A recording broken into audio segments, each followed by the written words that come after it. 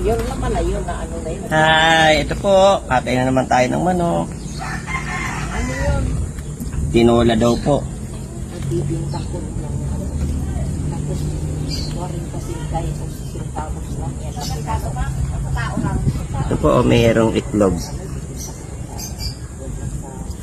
May kapyasong binita. Hindi sa kapitbahay namin yung pag alam kong may bahay ko. Kasi pag tatay ko na dati kinakasabi ko. Alam, may mga itlog siya. Ayan o. Ayun, totoong itlog. Kaya malaking binibinta. Kaya nga, OMG. pinapili ng kapatid ko, sinulo niya. Ngayon naaano ako, ngayon naiisip ko na sa mahal ng roba. Naiisip ko na sinulo niya. Daming itlog. Noon ma, talagang itlog ba gusto mo? Wow! Wow, may itlog siya. Sa paggabi naglalabas siya kasi nga sa kalsada. Galing.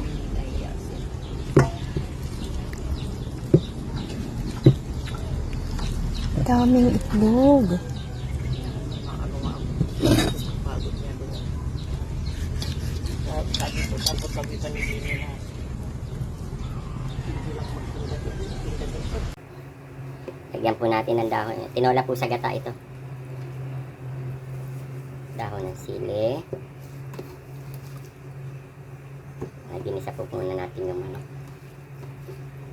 Okay.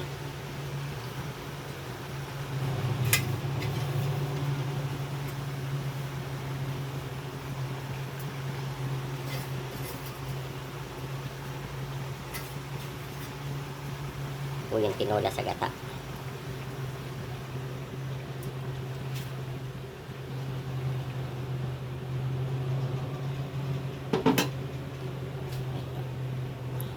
Mamaya po. Luto na po yan.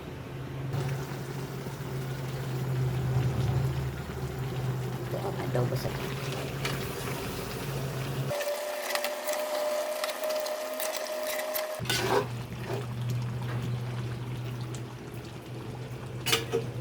lagyan po natin ng chili. Lagyan po natin konting sili.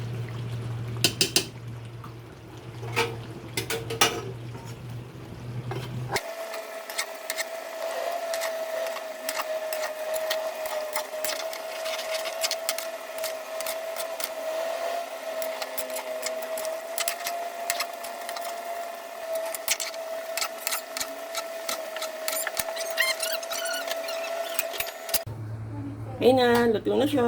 Kaya pala hindi siya lumabas. Luto na yung tinola sa gata. Kilo na.